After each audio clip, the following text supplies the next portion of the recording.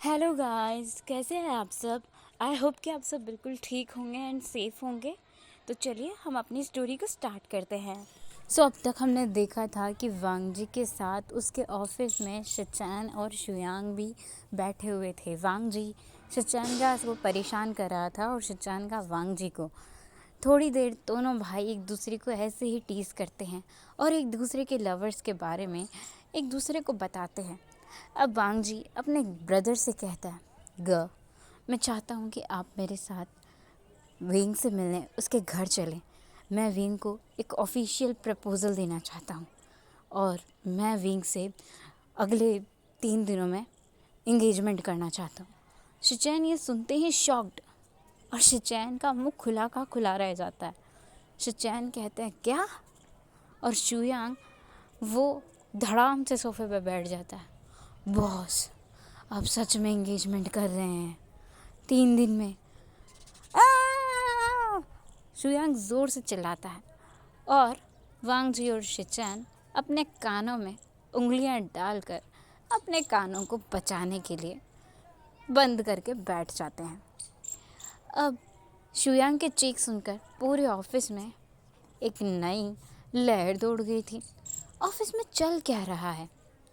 कभी बॉस मुस्कुरा रहे हैं, कभी शुयांग चिल्ला रहा है। कुछ तो प्रॉब्लम हो गई, ये सबको पता चल गया था ऑफिस में।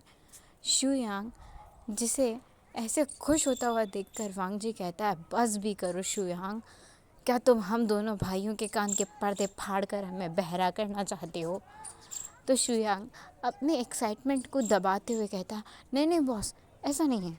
आप बताइए मुझे क्या क्या करना है, मैं आपकी पूरी एंगेजमेंट का सारा प्रबंध कर दूंगा।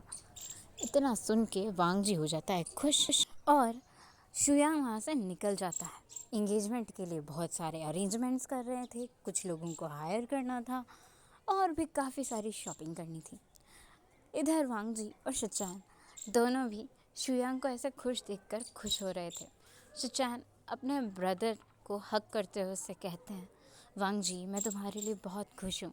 मुझे अच्छा लग रहा है कि तुम अपने लाइफ में आगे बढ़ रहे हो और अपने आप को एक नया मौका दे रहे हो। वांग जी भी अपने ब्रदर से कहता है, थैंक यू ब्रदर, मैं सच में बहुत खुश हूँ और मैं बिल्कुल भी नहीं चाहता कि मेरी खुशी को किसी की नज़र लग जाए। शिचैन वांग जी की इस बात और टोन से समझ गया था वांग जी क्या बात करना चाहता है या वांग जी किस वे में बात कर रहा है। शिचैन कहते हैं, वांग जी, मॉम डैड तुम्हारी शादी में और तुम्हारी एंगेजमेंट में कोई प्रॉब्लम क्रिएट नहीं कर पाएंगे। इस मैटर को तुम मुझ पर छोड़ दो। इस बार मैं अपनी गलती को रिपीट नहीं होने दूंगा। शिचैन का बहुत गुस्से में थे और वो अपने दांत पीस रहे थे। अब दोपहर का वक्त हो गया था। वांग जी शिचैन के साथ ऑफिस से बाहर निकलते हैं और दोनों भी एक ही कार में काफ़ी सारे गिफ्ट्स और अपने साथ अपने कुछ बॉडीगार्ड्स को लेकर विंग के घर की तरफ निकलते हैं। शिचैन बहुत खुश थे अपने भाई के लिए, लेकिन उन्हें नहीं पता था कि अब वहाँ जाकर उनके साथ क्या प्रॉब्लम होने वाली है। शिचैन खुशी खुशी अपने भाई के साथ जाते हैं और जब वांग जी की कार आकर जियांगचंग के घर के बाहर रुकती है तो शिचैन शॉक्ड हो जाते हैं और वो कहते हैं, वांग जी, यहाँ? तुम इस जगह को कैसे जानते हो और हम लोग यहाँ क्यों आए हैं? तो वांग जी कहता है, ब्रदर, ये क्या बात कर रहे हैं? यही तो विंग का घर है, विंग यहीं रहता है। विंग? क्या विंग सच में यहीं रहता है? तो वांग जी अपने ब्रदर के वियर्ड फेस को देखते हुए कहता है, हाँ ब्रदर, विंग यहीं रहता है। अब चलिए, अब जल्दी कीजिए। वांग जी की खुशी और उसकी एक्साइटमेंट कम होने का नाम नहीं ले रही थी और इस वक्त तो वो अपने ब्रदर के अजीब से बने हुए फेस को इग्नोर ही करता है। वो बिल्कुल भी ध्यान नहीं देता कि उसके ब्रदर के इतना अजीब सा फेस क्यों बनाया हुआ है। शिचैन भी उतरते हैं कार से और वो जो भी गिफ्ट्स अपने साथ लाए थे वो सब निकालते हैं, सभी गार्ड्स के हाथों में देते हैं और फिर दोनों ब्रदर बड़े इनायत से चल कर जाते हैं जियांग हाउस में। जाते ही वांग जी बेल प्रेस करता है और जैसा कि उसे उम्मीद थी, मैडम यू खुद से उसके लिए दरवाज़ा खोलती हैं, क्योंकि जियांग फैमिली एक मिडिल क्लास फैमिली थी, तो उनके पास ज़्यादा बड़ा घर भी नहीं था और सर्वेंट्स भी नहीं थे। मैडम यू खुद से ही घर का काम किया करती थी, वो बिज़नेस संभालती नहीं थी। फैंग मियान और जियांग चैंग अपना काम करते थे। बीइंग अभी यंग ही था, तो वो बस अपना कॉलेज कंप्लीट कर रहा था। मैडम यू नहीं चाहती थी कि विंग दोबारा से कोई जॉब करे।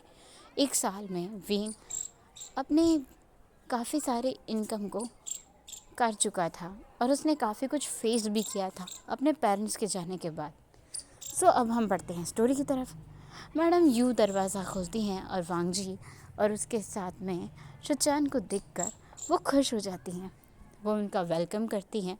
वांग जी शिचैन दोनों आकर काउच पर बैठ जाते हैं। शिचैन तो अपनी नज़रें चारों तरफ दौड़ा रहे थे, क्योंकि वो जियांग चैंग को ढूंढ रहे थे। पर वो टाइम देखते हैं और उन्हें याद आता है इस वक्त तो जियांग चैंग हॉस्पिटल में होगा, तो वो अपने ही सर पर धीरे से एक चपेट लगाते हैं। वांग जी अपने ब्रदर की इन हरकतों को देख रहा था, मगर इस वक्त वो अपने ब्रदर से कुछ भी नहीं पूछना चाहता था। अब फैंग मियान भी आ चुके थे, सभी लोग बैठे हुए थे। वांग जी बस विंग का इंतज़ार कर रहा था। विंग अपने रूम में ही था। आज विंग हाफ डे में ही कॉलेज से आ गया था, क्योंकि वांग जी ने उसे फ़ोन करके कहा था वो उसके घर आने वाला है। विंग अपने रूम से अच्छे से रेडी होकर बाहर निकलता है और तुरंत से हॉल में आ जाता है, जहाँ विंग अपने अंकल आंटी के पास आकर ब्लश करता हुआ बैठ जाता है।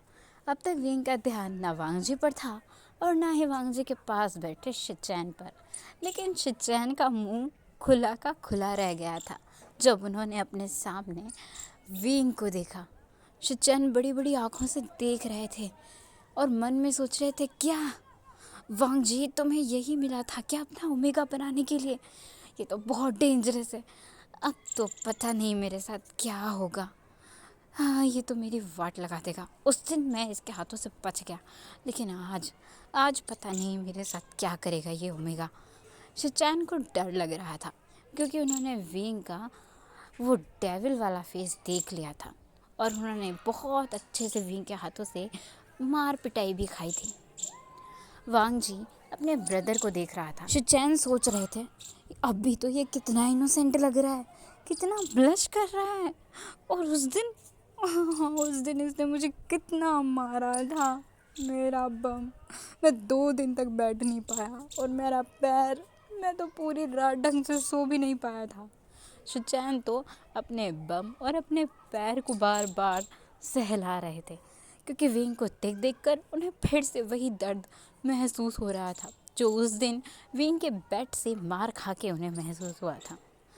अब विंग जो अपनी पलकें उठाकर धीरे से मुस्कुराता हुआ वांग जी की तरफ दिखता है, उसके सामने जो नज़ारा आता है उसे देखकर तो विंग को गुस्सा आ जाता है और वो चीखते हुए खड़ा होता है, तुम यहाँ!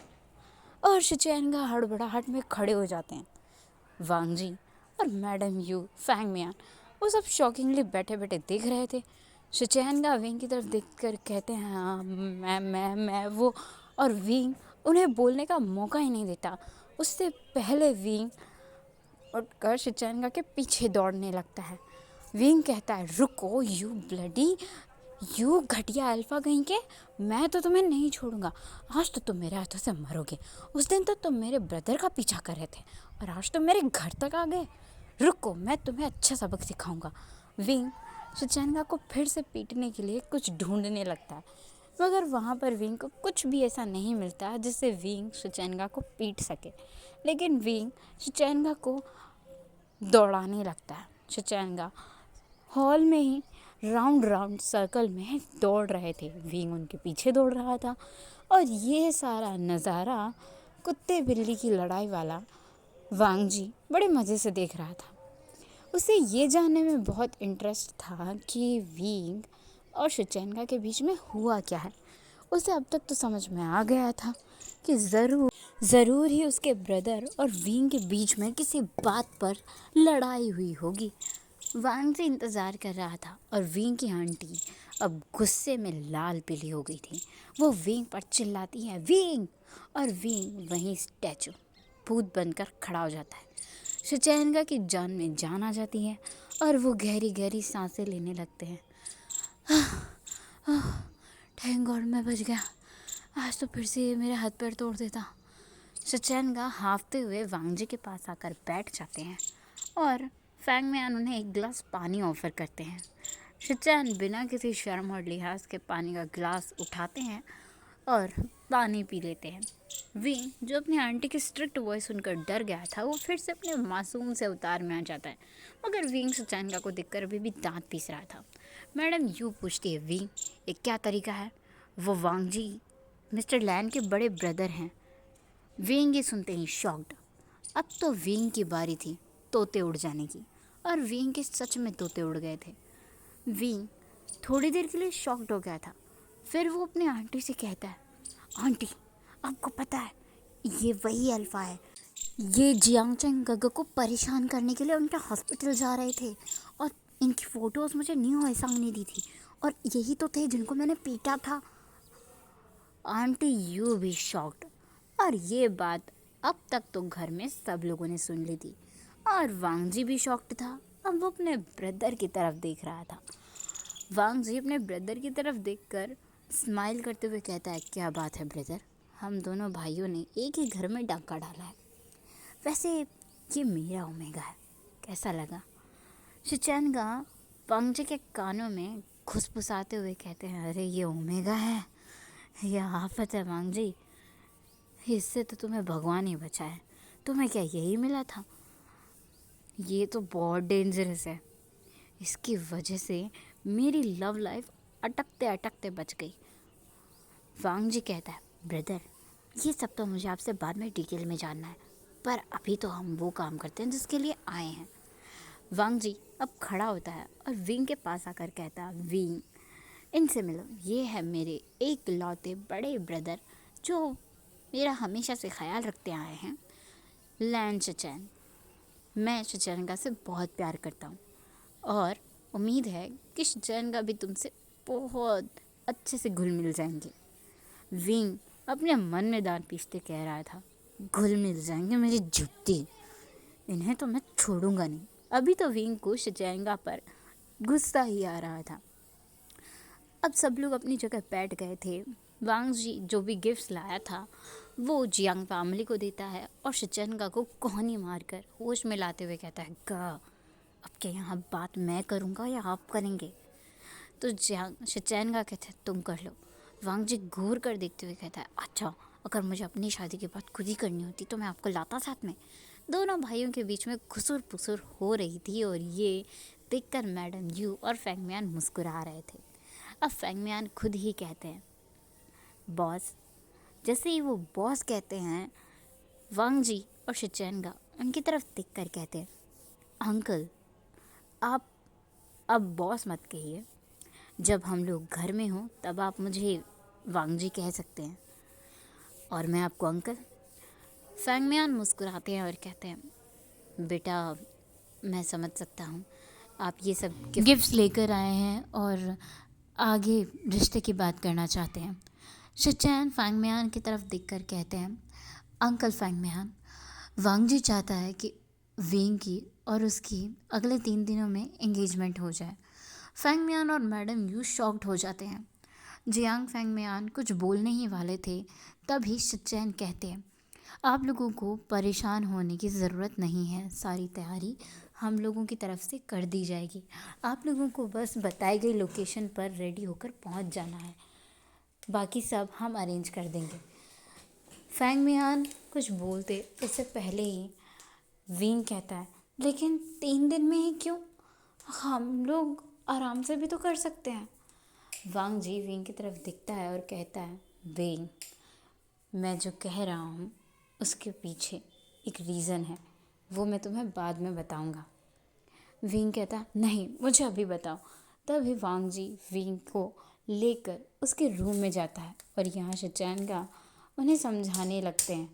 असल में वांग जी अपने पेरेंट्स की वजह से इंगेजमेंट करना चाहता था, क्योंकि वांग जी किसी और लड़की के साथ तो शादी कर नहीं सकता था, और अगर वांग जी ने जल्दी ही ये नहीं बताया अपनी फैमिली को कि वो सच में किसी के साथ सीरियस रिलेशनशिप में है तो वांग जी के साथ प्रॉब्लम हो जाएगी।